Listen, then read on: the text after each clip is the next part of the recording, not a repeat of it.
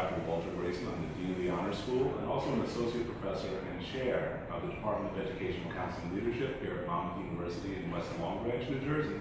This morning we are honored to host Mr. Roger Mumford of Roger Mumford Homes, who has done extraordinary work to create Fortune Square, and particularly to preserve the T. Thomas Fortune House National Historic Landmark.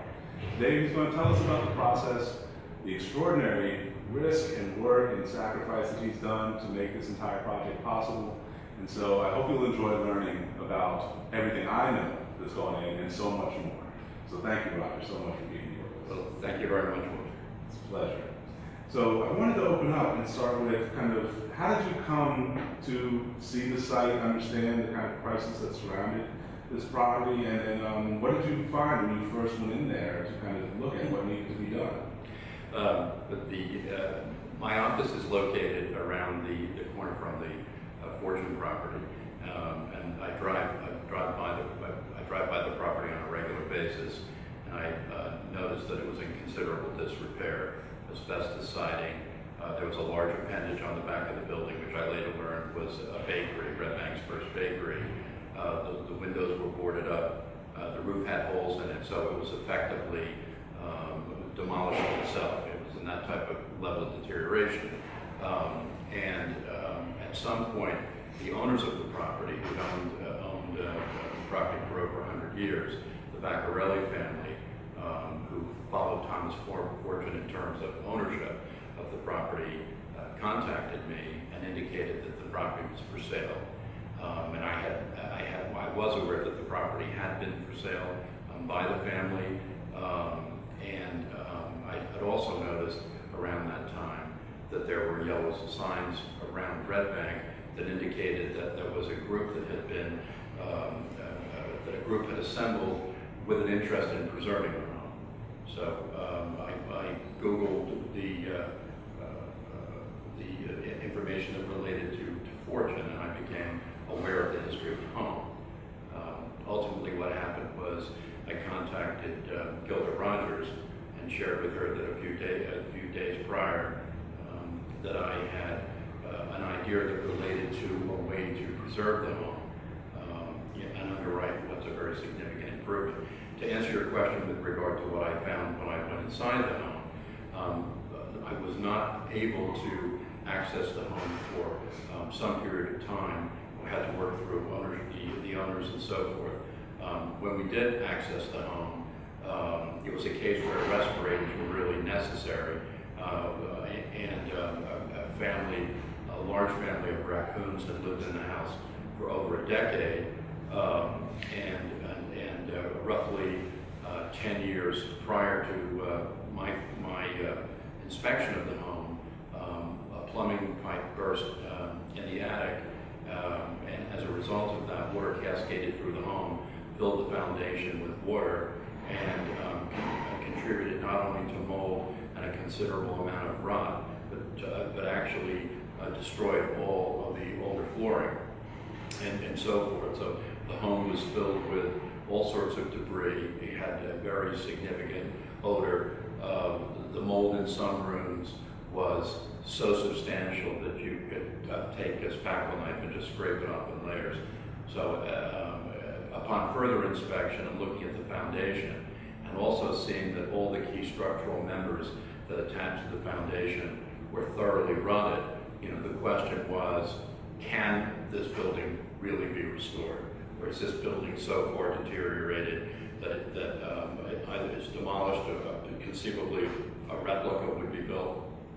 And around that time, I had discussions with Gilda about exactly that. Ultimately, it was determined that we could restore the building, but I think this is as far as you can go and still bring something back to life. I think there was one moment in the process, I think this was in 2016, probably most of these conversations. Yes. Yeah, so there was one point where you said one of the walls was literally like about to collapse and fly away from the building, that it was literally blowing in the wind. Well, that's exactly right. Specifically, what that had to do with is based on the deteriorated condition of the building, and after the asbestos shingles were removed, and the asbestos shingles literally gave the building some strength, which they're not intended to do, simply because they were nailed in place and because they created a resistance to shear forces, heavy winds, and so forth. So when it was determined that the foundation was stone, and then later brick was added to the stone foundation, and there's a wooden plate that is utilized, and the floor beams notch into that plate, we knew that the floor beams that extended to the foundation wall to support the floor were rotted through. We also saw that the wall beams that attached to the floor were rotted about 2 feet.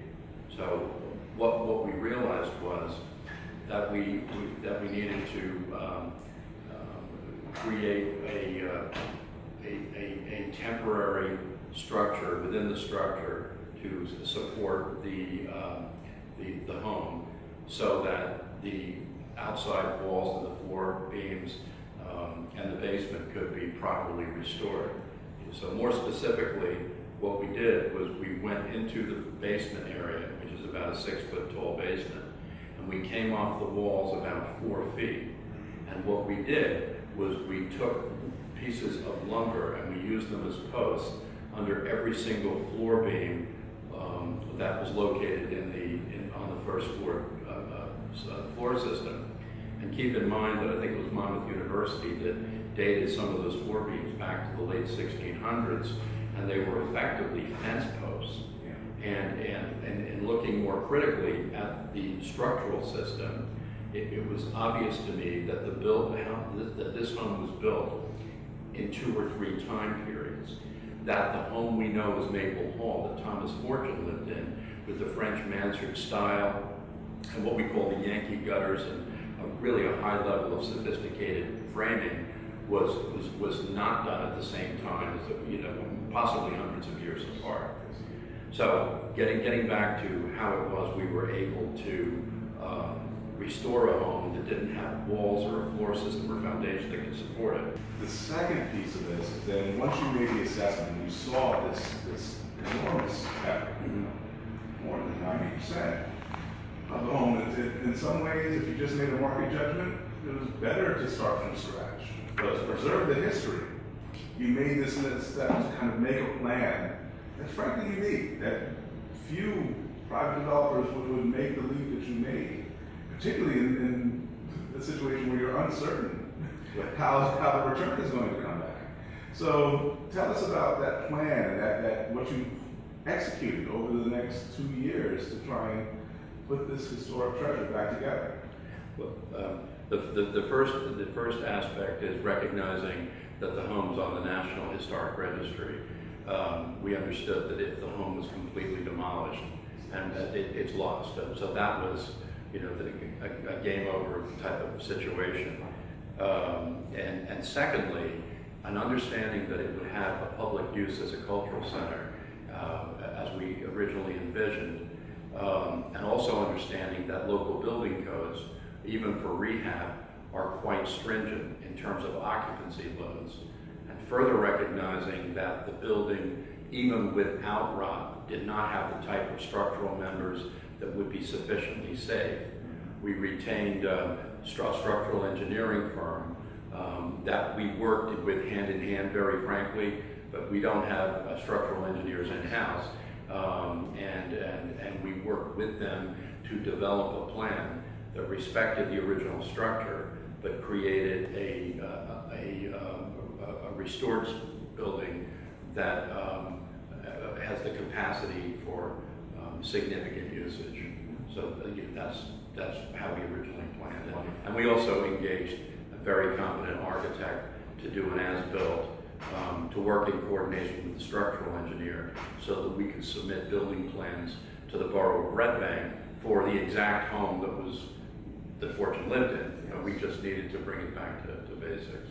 Yeah, and so I know when we walked through, probably a year into the process, you talked about the support beams and these have been railroad ties, but you created new supports, right? These new joists across the house to really make it stronger than it had ever been. That's a fair statement. In fact, the building as it exists today, it was much stronger than, for example, a new residential home. You'd reference railroad ties. They weren't railroad ties. We would have been okay if they were railroad ties. They were fence posts. Fence posts, I'm sorry. In other parts of the structure, again, we're talking about the first floor system, the beams that we refer to as joists that you see when you look up in a basement. And the others were as wide as 4 or 5 inches wide, 8 inches tall, hand hewn with axe. You can still see all the axe marks. And they were roughly 2 feet apart. So the issue with those particular beams is they too were rotted on the end. Furthermore, they're not level. However, the structure itself was remarkably level.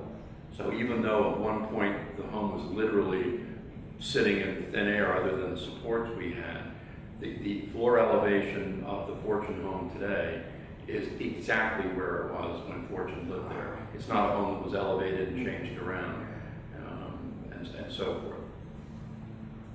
And so from there, as you got the first floor and foundation and you were able to kind of look at the next stage of the work, I know the central stair and the foyer were essentially ruined, and I can't imagine that the framing around the perimeter of the house, I know you were able to retain the original brick that had been placed on top of the stone foundation. That's exactly right. So what we did as a fairly concise summary is we understood what we needed to do for the entire home. So we didn't finish an aspect and then plan for the next aspect. We knew what we needed to do from start to finish. And we knew the type of true artisans we had to locate in order to do this type of work. We also recognized that the original staircase, which does not comply with modern building codes, that if it was destroyed, that Red Bank would require the entire house be brought up to code, which would fundamentally change even aspects of the architecture. So as a result of that, we took the stairs actually to a barn in Pennsylvania where we have a relationship with a 70-year-old craftsman who we say could literally, construct a violin in his shop. And we also disassembled the front door, which is a significant double door with an elliptical transom and with 150 years of paint and nicks and scratches and rot, and also relocated that to this Pennsylvania location. Incidentally, with lead paint and everything else, everything was taken down to bare wood. And in the case of the front door, it turns out that they used a process to create the elliptical aspect by having 70 or 75 little pizza slices of wood that were melded together to create the arm. So it's certainly not a conventional way of doing it, but that's what they did. So we completely reconstructed the door. It's 100% original, and it's reinstalled in the home. Incidentally, the staircase was recently reinstalled. It was not rebuilt, it was refinished, and it was braced, and it was complemented by a handrail and spindles on the second floor that were not available from the original renovation. And the people who've observed it indicate that they can't tell the difference. And critical, I cannot tell the difference. So again, some of our associates did a truly museum quality, remarkable job on some of these elements. In addition, the original Maple Hall had a great number of corbels, and for people that don't understand what corbels are ornamental brackets, like ornamental triangles that fit under eaves and soffits on a home, originally intended to support the Yankee gutter system, which is a flat area where water used to collect in copper and then be channeled through downspouts. We had one of the carpenters replicate these rotted three-piece corbels. The cost of the mahogany alone was $24,000. The bigger point is not the money. It's that when we present a corbel that was taken from the home and you compare it to what it is we created, they are literally identical. In fact, the only way you can tell the difference is if you look behind them to where they attach the home. you can see the actual wood is a little smoother on the new corbels. So that's just one example of the significant commitment that my group had to creating an authentic, responsible restoration for Maple Hall. So there's so many layers of this. I would definitely direct everyone to look at the written materials on the website to see some of the actual elements that we're discussing here and appreciate the craft, the deep artistry that went into making this landmark a part of and celebrated as part of this story of the United States and the way the world has changed in the last 100 years. Really, Fortune's vision is the vision of all people as equals, that we all have dignity, we all deserve a place to kind of aspire and build great lives together. And that's what happened on the west side of Red Bank, and that's literally what you built into the architecture of this site. And so the big question that we now move to today is October 4th, 2018. It's T. Thomas Fortune's birthday, and we're having a party in Red Bank to celebrate him this evening.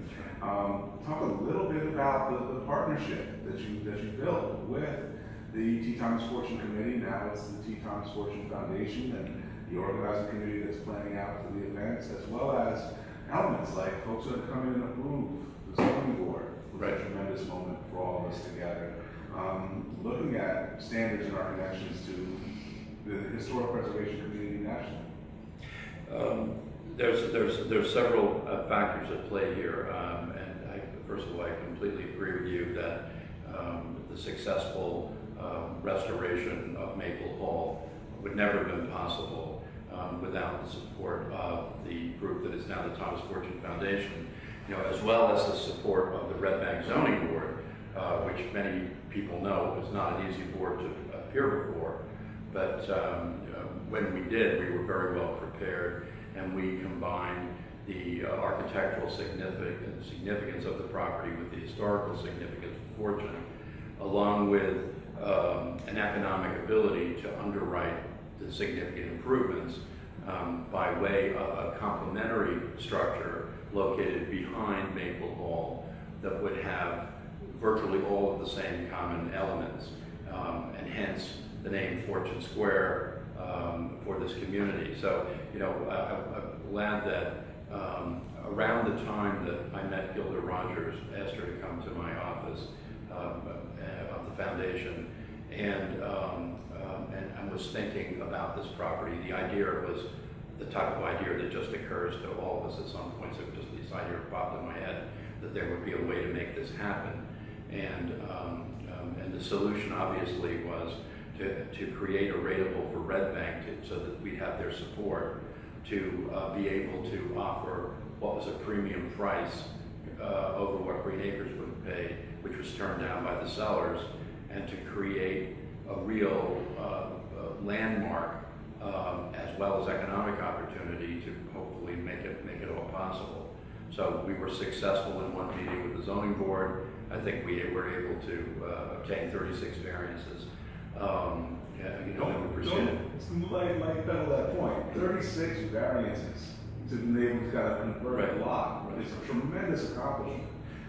Yeah, thank you. 3 of the variances are what they call D variances, which are very hard to obtain. But let me say that I think the collective feeling was that this was a very worthwhile project, that it was a very interesting concept, and that really the only issue was the size of the building to the rear. And I explained that as a matter of visual layering and architecture, that it would be complementary, and that the bottom line was simply that a zoning board need not take into consideration, and arguably shouldn't, the economic consequences of whatever they're reviewing. But in this particular case, without the building designed the way it was, there would be no chance, at least for me, to be able to underwrite the building in the front.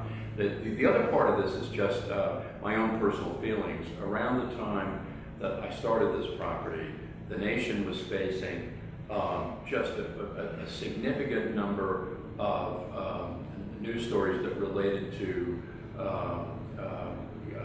African-American young men and police officers. And At one point I commented, it seemed like there was hardly a month as I drove to work past the Fortune House every day that there wasn't another news story on something that was happening that was another divisive point for the country.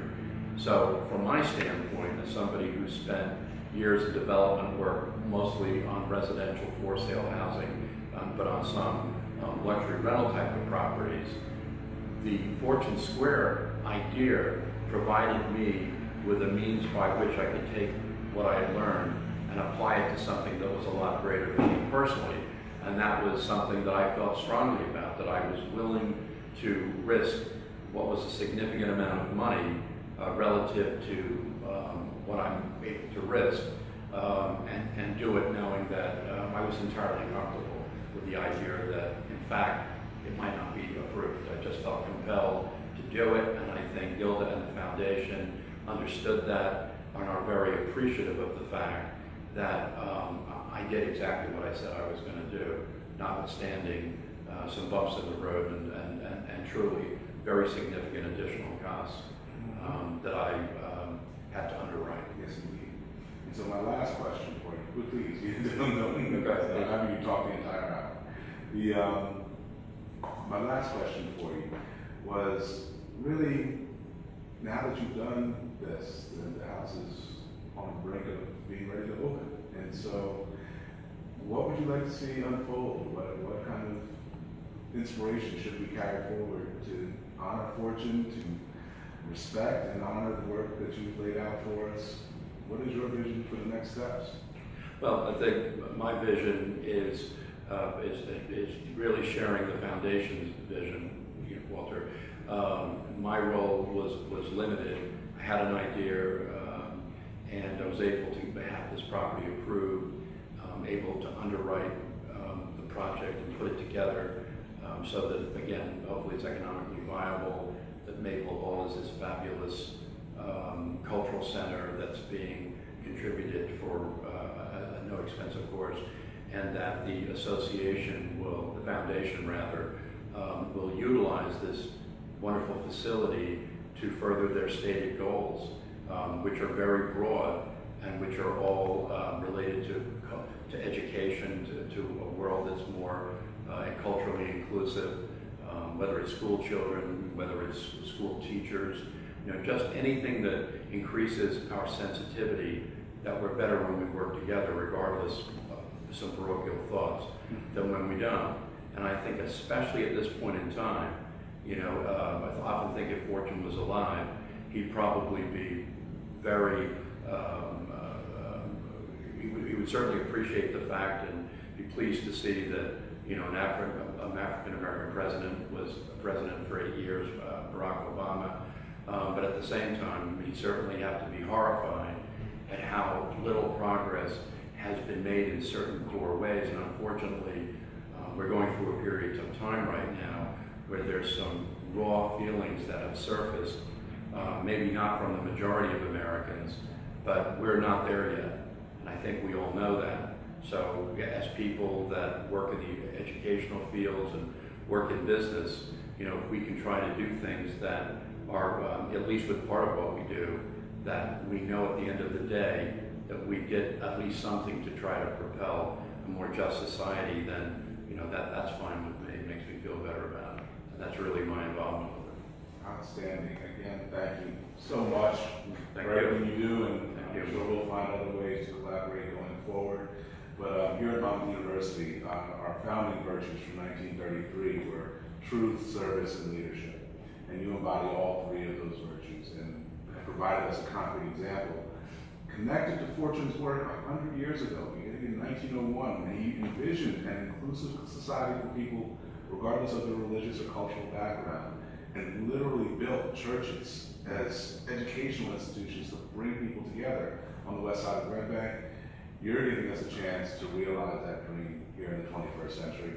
And so thank you. Well, thank you very much for all of your support as well. Thank you.